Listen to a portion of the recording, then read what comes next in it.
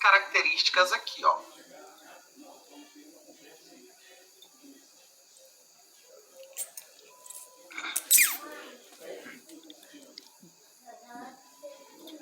Só um minuto. Pessoal, tem pessoas ainda pedindo para entrar na sala, tá bom? Então, assim, vai chegar um momento em que eu não vou mais poder aceitar, porque senão vai me atrapalhar aqui um pouco na aula, tá bom? Mas acaba que bem no início da aula eu ainda vou aceitando aí alguns, né? Porque de repente podem estar chegando agora, tá? Então, se eu der uma brecada mais ou menos assim, é porque eu estou aceitando as pessoas na sala de aula ainda, ok? Professor Diego, boa noite. Boa noite. Professor, uma das dúvidas exatamente do Polo de Pinheiro, hoje a gente conversava hoje à tarde, era que se essa aula não poderia ser gravada, né, pelo anfitrião, não sei quem é o anfitrião aí, se é você ou outra pessoa, depois disponibilizada, que a gente pode ouvir uma amiga minha aqui, a Silmara, ela saiu, eu tenho certeza que ela não saiu porque ela quis, deve ter caído a internet, então pessoas podem perder. Queria que você explicasse algo nesse sentido aí, se vai poder ou não pode, tá bom? Claro, Júnior. Todas as aulas, tá bom, estão sendo gravadas, tá?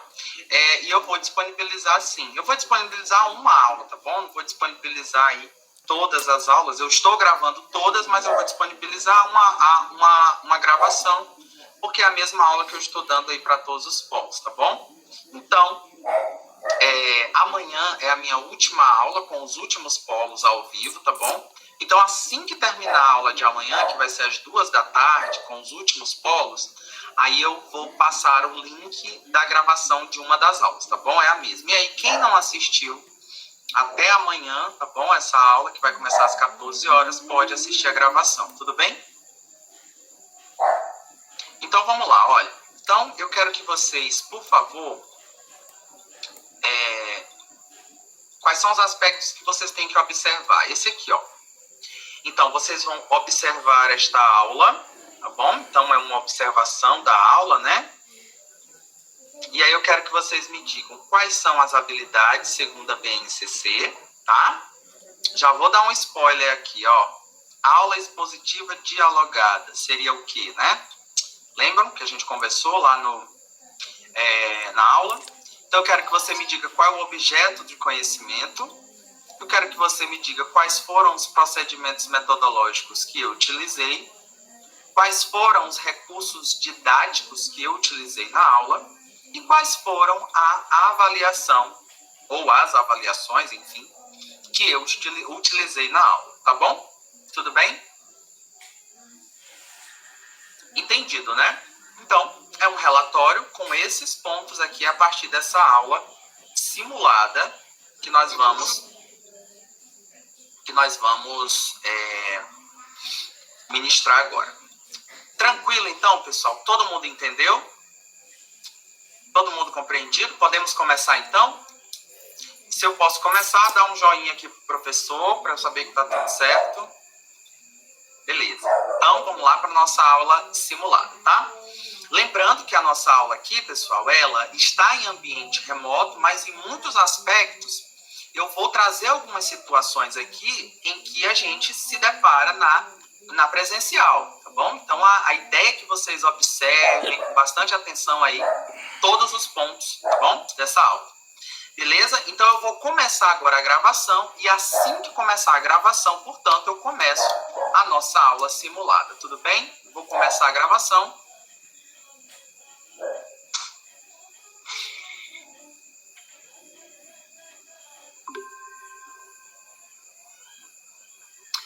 Boa noite, meus alunos. Tudo bem com vocês? Então, professor Diego Neri aqui. Nós vamos continuar aí a nossa missão para compreender, saber, entender, aprender um pouco mais sobre geografia, tá bom?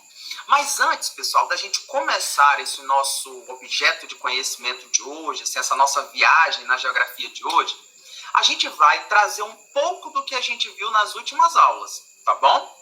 Tá certo? Quem lembra aí do que eu estava falando, do que o professor estava falando aí nas nossas últimas aulas? Gabriel, pode falar, por favor? Isso, olha, Gabriel disse que a gente estava falando sobre biomas. Alguém lembra aí, gente, o que eu falei? Quais foram os biomas? Isso, ó, Ricardo disse bioma amazônico, o que mais? Ah, o Rafael também riu aqui, olha, tem Caatinga, né? Mas eu disse que é um K com 2 As, né, Gabriel? Muito bem, então, muito bem, a gente estava falando sobre biomas. E mais precisamente, nós estávamos falando sobre biomas do Brasil, tá bom? Tá certo? E é muito importante, pessoal, que a gente resgate, tá bom? Essas nossas aulas que a gente teve anteriormente, porque essa aula de hoje vai ser muito importante que a gente traga aquilo que a gente viu anteriormente para a gente poder compreender o nosso assunto de hoje, tá bom? Então vamos lá. Para você que não lembra, que está um pouco esquecido, ou para você que lembra e quer reforçar um pouco sobre o que a gente estudou, vamos lá. Olho aqui no quadro, olho na tela, que a gente vai começar, tá bom? Então olha só. Vamos lá, 7º ano, ó. Nós, nas últimas aulas, nós falamos sobre os biomas brasileiros, tá bom? Os biomas brasileiros, tá? E aí, a gente começou a ver, primeiramente, o significado de bioma, tá? Vocês lembram que a gente começou a falar, né, sobre os biomas, mas a gente pergunta o que é um bioma, né? Aí eu trouxe para vocês, ó. Os biomas brasileiros correspondem a um conjunto de ecossistemas que existe no nosso país, que existe no Brasil, tá bom? E aí vocês têm que lembrar lá da biologia. Lembra que eu falei com o professor de biologia para ele dar lá uma ênfase, né? Sobre essas palavras, esses termos, né? De ecossistema. Então, um conjunto de organismos vivos, né? E nos seus ambientes físicos e químicos, tá bom? Então, um bioma, pessoal, é um conjunto de ecossistemas, tá bom? Beleza? É uma área que abrange vários ecossistemas, tá? Então, é muito importante a gente compreender que cada bioma tem características muito específicas, sejam elas de clima, sejam elas características físicas, como relevo, né? A vegetação, a sua biodiversidade, a sua flora, a sua fauna, tá bom? E aí, eu disse para vocês que tem um órgão no Brasil muito importante que nos traz esses dados, tá? Eles nos traz dados sobre o clima, sobre relevo, sobre vegetação, sobre a população, sobre a urbanização, sobre a economia do nosso país, do Brasil. Então, o IBGE, ele traz informação do Brasil para nós brasileiros. É por isso que eu falei para vocês que é muito importante que a gente valorize o IBGE. São profissionais aí que trabalham, né, para que nós brasileiros tenhamos cada vez mais acesso a informações do nosso país, tá bom? Então, é exatamente o IBGE que ele vai aí classificar os biomas brasileiros, tá bom? Esses grandes, né, domínios aí que existem no Brasil, tá bom? Então, ó, já trazendo aqui para vocês, ó, só relembrando, tá? Só relembrando então, beleza? Ó, a gente viu, pessoal, que existem 6 grandes biomas, tá? Segundo o Instituto Brasileiro de Geografia e Estatística, tá bom? Então, ó, esse bioma aqui, olha, o maiorzão de todos aqui, olha, que corresponde aí, olha, a mais da metade do território brasileiro, olha, bioma amazônico, muito bem, ó, bioma amazônico. Nós também falamos, ó, o segundo maior bioma em extensão territorial, vamos lá, Renato, diga aí pra gente qual é o nome dele? Cerrado, muito bem, Renato, ó, Cerrado, tá aqui ele, ó, estou aqui fazendo aqui o contorno dele, ó, Cerrado brasileiro, tá bom? Tem um outro bioma aqui que vocês até riram do nome, ah, professor, Caatinga, Caatinga, tá? Com 2 As, tá bom? É um bioma que eu falei para vocês bem específico, né? Aqui do Brasil, de uma região semiárida, principalmente aqui, tá bom? No nordeste do Brasil e também no norte de Minas Gerais, tá? O Caatinga. A gente viu também outro bioma muito interessante, que é o Pantanal. E até o Paulo Vitor falou pra gente, não foi, Paulo Vitor? Você lembra que você viu na televisão, parece que estava pegando fogo o Pantanal? É exatamente isso. E eu falei para vocês que em um determinado período do ano, essa área onde fica o bioma Pantanal fica muito seca, né? Ou seja, os níveis de chuva caem bastante, tá bom? Então, assim, não tem muita chuva durante um determinado período nesse bioma. Então, o clima seco, aliado a uma vegetação mais rasteira ou mais arbustiva, cria-se condições até naturais para que haja incêndios, né? A ocorrência de incêndios, tá bom? Mas eu disse para vocês também que muitos desses incêndios podem ocorrer de forma o quê? Proposital, né? Não natural. Ou seja, o próprio homem pode ser um dos responsáveis aí por esses incêndios no Pantanal, tá bom? Seja para fazer uma roça e acaba o vento levando aí parte de fagulhas de fogo, né? Ou uma bituca de cigarro, né? Pode ser também o responsável por causar aí grandes incêndios, tá bom? Então a gente viu aí, por favor, né? A gente viu o bioma Pantanal.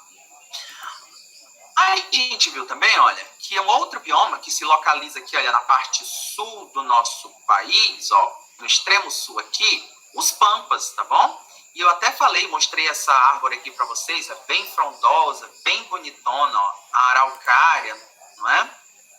Beleza. E a gente viu também esse bioma aqui, olha, que fica aqui margeando o nosso litoral, né? Praticamente todo o litoral do Brasil margeado aí pela Mata Atlântica, tá bom? Tá certo? Ela penetra um pouco mais para o interior do nosso país, mas aqui, olha, no litoral ela tem aí, né, uma representatividade muito, muito grande. E eu falei para vocês recordam, que esse bioma, pessoal, é um dos mais devastados do nosso país. Por quê? Quem se lembra por que ele é muito devastado e é um dos mais devastados? Muito bem, ó. A Ana Júlia disse que é por conta da colonização. Muito bem, Ana Júlia. A Ana Júlia está recordando aqui que eu trouxe para vocês que a colonização do Brasil começa pelo litoral, né? Então, esse processo de urbanização e de extração aí dos recursos minerais e vegetais começa pelo litoral, começa pela Mata Atlântica, tá bom? Então, ó, isso aqui é para a gente recordar, ó, os 6 grandes biomas existentes no nosso país, tá bom? Tranquilo, né? Quem não estava lembrado agora lembrou, né? Quem não estava lembrado agora lembrou. Vamos continuar. Aí, pessoal, eu fico lançando um desafio aqui para vocês agora. Será que você já parou para pensar em qual bioma eu moro? Ou em qual bioma a minha cidade está inserida? Já parou para pensar? Não, né? Mas vamos pensar hoje. Será em qual bioma nós estamos inseridos? Em qual bioma a nossa cidade está inserida? Já pensou para pensar nisso? Ou já parou para pensar nisso? Hein? Por que eu estou pedindo isso para vocês? Porque essa vai ser um dos temas, né? O tema da aula de hoje, né? Porque nós vamos trabalhar, pessoal, exatamente com os biomas, tá? Os biomas do Maranhão, tá bom? Nós vamos trabalhar hoje com os biomas do Maranhão, tá certo? A gente vai conhecer, tá certo? Tranquilo? Ó, biomas do Maranhão, beleza? Então eu já começo aqui, olha, para a gente visualizar esse mapa. Lembra que eu falei para vocês, gente, o mapa, a cartografia no geral, é um carro-chefe, não é? Da geografia, né? E eu sempre falei para vocês aqui que a aula do professor Diego Neri tem sempre que ter um mapa para a gente se localizar. O mapa é importante para isso, para a gente se localizar, para a gente ter um direcionamento, para a gente saber, né, aonde está um determinado objeto, né, no espaço geográfico. Então vamos ver aqui o mapa do Maranhão, ó, que pelo mapa e pela legenda, a gente já começa a compreender de que forma se dá os biomas no nosso estado. Ó, então nós temos floresta amazônica, e isso, tá vendo? Então o bioma amazônico que tem, né, que é o maior do Brasil, também pega aqui parte do Maranhão, ó, tá? Aqui, ó, na parte oeste e na parte noroeste. Professor, não estou lembrado desses pontos cardeais e pontos colaterais. Tem que lembrar, pessoal. É uma das coisas básicas, tá bom? Para a gente compreender, para a gente estudar a geografia, tá? A gente precisa trazer no nosso raciocínio geográfico a direção da rosa dos ventos, tá bom? Então, se você começa a exercitar isso, fica muito mais fácil de você, né, localizar um determinado fenômeno geográfico, tá bom? É o caso aqui, por exemplo, dos biomas. Então, se você compreende da rosa dos ventos, os pontos cardeais, né, e os pontos colaterais, ao menos, né, aí fica muito mais fácil para a gente compreender e aprender, tá? Se você não consegue raciocinar e trazer na sua mente, você pode desenhar sem problema nenhum. Então, desenha a rosa dos ventos no mapinha pequenininho para você se localizar. Então, trazendo lá a aula de cartografia que a gente viu, ó, então o bioma amazônico fica a oeste e a noroeste, né, do nosso estado, tá bom? Cerrado também tem no Brasil, não tem? Tem no Brasil e tem no Maranhão também. Vamos lá? Vamos tentar ir localizar espacialmente o cerrado no nosso mapa? Ó, o cerrado, portanto, ele vai ter porções aqui no sul, tá bom? No sul do estado. Temos porções aqui, olha, no sudeste do estado. E temos alguma parte aqui também no nordeste do estado do Maranhão, tá bom? Beleza. Os campos, pessoal, também são conhecidos como Baixada Maranhense, ó. Tá vendo aqui? Baixada Maranhense, essa parte aqui em amarelo, tá bom? E aí nós temos as formações litorâneas, ó, o mangue e as dunas. O mangue, ó, se dá principalmente aqui no encontro com o mar, né? Na parte do nosso litoral ocidental. E na parte do litoral oriental, a gente tem aqui as dunas, né? A costa de dunas. É lá onde fica o famoso Parque dos Lençóis Maranhenses, tá bom? Lá no município de Barreirinhas, no município de Santo Amaro, tá bom? Nós temos também alguns municípios ali próximos que tem bastante dunas, como Paulino Neves, né? Humberto de Campos, tá? Tutóia, Araioses, tá bom? Ficam todos aqui nessa parte do litoral oriental do Maranhão, tá bom? E a famosa Mata dos Cocais. A Mata dos Cocais, ó, é uma mata de transição. Por que transição, professor? Porque é uma mata de transição principalmente entre o Cerrado e a Amazônia, tá bom? Então, é uma mata de transição, tá certo? A Mata dos Cocais. A gente vai ver cada uma delas, tá bom? Beleza? Então, vamos lá, pessoal. Ó, primeiro, a floresta amazônica, tá? O bioma amazônico aqui no nosso estado. Como eu falei para vocês, fica a oeste e a noroeste, tá? Então, o clima é muito quente. Por que muito quente? Vamos lá lembrar da aula de climatologia, porque nós temos temperaturas elevadas, tá bom? Durante todo ano, as temperaturas são elevadas. E é super úmido. Super úmido por quê? Porque chove bastante, pessoal, tá bom? Nós temos níveis de precipitação. Professor, o que é precipitação? Precipitação, pluviosidade, é a mesma coisa que chuva, tá bom? Então, chove bastante, tá? Chove bastante aqui nessa área do estado do Maranhão, é a parte que mais chove, tá? No nosso estado, por conta justamente da umidade que a floresta amazônica, né? Ela leva para a atmosfera, tá bom? No processo de evapotranspiração, beleza? E é uma floresta bastante heterogênea, ou seja, várias espécies, e também densa, né? As árvores muito próximas umas das outras, tá bom? Tudo bem, pessoal? Tranquilo, né? Então, ó, vamos continuar aqui, ó.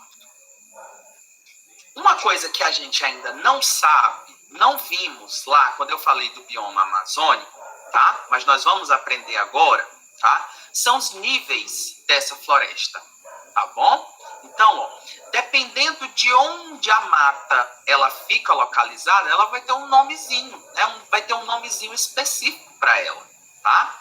Então, vamos lá, ó. Olha aqui uma foto da floresta amazônica, né? Então, olha só. Se a vegetação fica bem próxima do leito dos rios, né, passando muito tempo essa vegetação alagada, tá? Nós vamos chamar ela de mata de igapó, tá bom?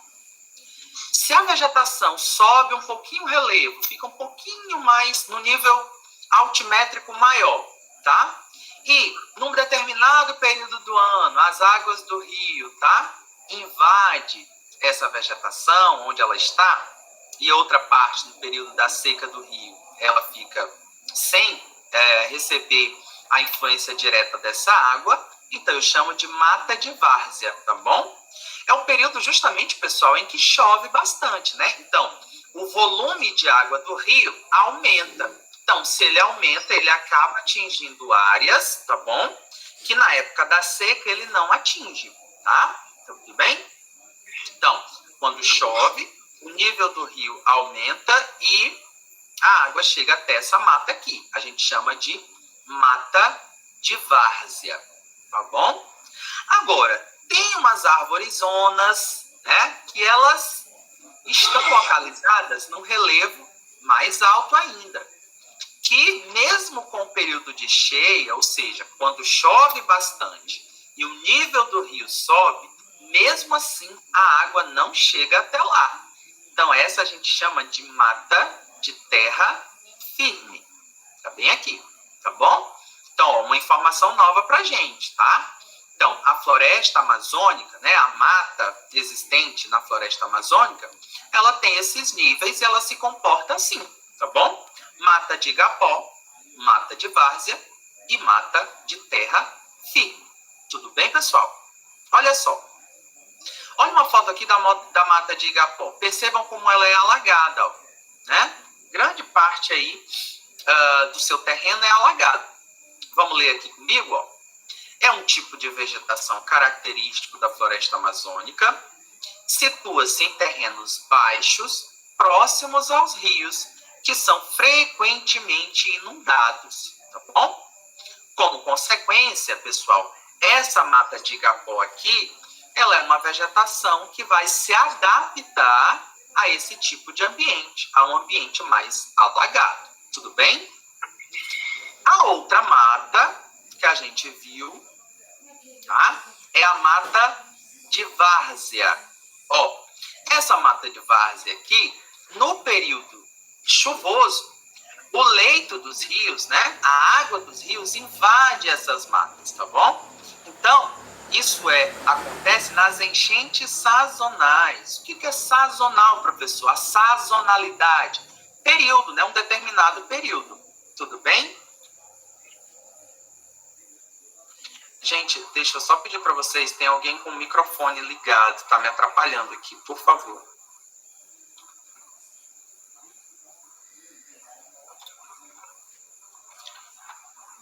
Bom, então, nós temos então essa mata aqui de várzea, tá? Que ela é frequentemente inundada aqui pela cheia dos rios, tá bom? Mata de várzea. E a mata de terra firme, olha só, gente, o tamanho dessas árvores, tá? Essas árvores aqui, olha, elas ficam mais próximas, né, uma das outras, por isso ela é uma mata bem densa, assim como as outras matas aí da floresta amazônica, tá? E elas chegam, pessoal, a 40 metros, 50 metros de altura, tá bom? Então, a sua vegetação pode atingir cerca de 40 metros de altura, tá? A gente chama de mata de terra firme. se desenvolve em áreas que não estão sujeitas a inundações. Por quê? Eu falei para vocês que é porque elas estão num terreno um pouco mais elevado, tá bom? Então, isso faz com que essa vegetação, possa alcançar até 50 metros de altura, tá bom? Então, pessoal, essa mata aqui da floresta amazônica, tá? A gente diz que o porte dela, né, o tamanho dela é um porte arbóreo, tá? Um porte arbóreo, tá bom? Então, se vocês ouvirem falar na palavra arbóreo, está querendo falar sobre o porte da vegetação, né? Ou seja, essa vegetação é formada por árvores muito grandes, tá bom? De 40, 50 metros de altura. Tudo bem? Tranquilo, né? Então, o bioma amazônico nós também encontramos aqui no nosso estado, no estado do Maranhão. Beleza? Vamos lá, André. Vamos lá, vamos acordar. Levanta a cabeça. Vamos lá, vamos falar agora sobre cerrado. Ó, cerrado nós também temos no Brasil e ele também ocupa parte do território do Maranhão. Ó, cerrado. Bom, como a gente viu, ocupa aqui partes do sul do estado, aqui uma parte do sudeste do estado e também uma parte aqui do nordeste do estado do Maranhão, tá bom? Então vamos lá. O bioma cerrado é considerado o segundo maior bioma em extensão e é a mais rica savana. Professor, não sei o que é savana. Gente, quando nós falamos da palavra savana, eu estou querendo me referir a um bioma muito característico, bem parecido com o cerrado. Mas eu me refiro savana quando eu estou falando desse ambiente lá no continente africano, tá bom? Lembra que eu falei para vocês sobre o filme Madagascar, que tem lá o rinoceronte, tem a girafa, tem o leão, tem o hipopótamo, né, as zebrinhas, enfim. Eles se perdem lá num determinado momento no território da África, né? E é exatamente no bioma que eles estão, que eles ficam lá, as aventuras dele, né? É na savana, tá bom? Então, a savana é como se fosse aí o cerrado, as mesmas características do cerrado brasileiro. O clima, vamos trazer aqui de novo que a gente aprendeu sobre domínios climáticos, né? Os climas do nosso país. No cerrado, pessoal, predomina o clima tropical típico. Professor, qual é o clima tropical típico? O clima tropical típico é aquele bem característico de grande parte do Maranhão. Um período é chuvoso e o outro período é mais seco. Não significa dizer que não chova ou, né, a gente tenha uma área bem semiárida. Não. Mas os níveis de chuva diminuem bastante, então precipita menos, tá bom? Tem mês que nem chove, tá bom? Então, esse período chuvoso aí do nosso estado, ele vai, né, de janeiro até junho, julho, né? E a partir do segundo semestre, a quantidade de chuva vai diminuindo, tá bom? Até aí novembro, tá bom? Então, é um período aí mais seco, tá bom? Do nosso estado. Esse é o regime climático do clima tropical típico, tá bom? Então, a gente tem aqui no Maranhão, principalmente, né, o clima tropical. E aqui, no bioma amazônico, nós temos a predominância do clima equatorial, principalmente por conta da floresta, tá bom? Então, clima do cerrado, aqui no Maranhão, tá bom? Tropical típico, beleza? Então, ó, vamos ver algumas características que a gente já sabe, mas a gente vai relembrar e trazer algumas informações novas. Olha só, a vegetação do cerrado, tá? Elas são com árvores baixas, elas são árvores espaçadas, né? Distantes uma das outras. Os seus troncos são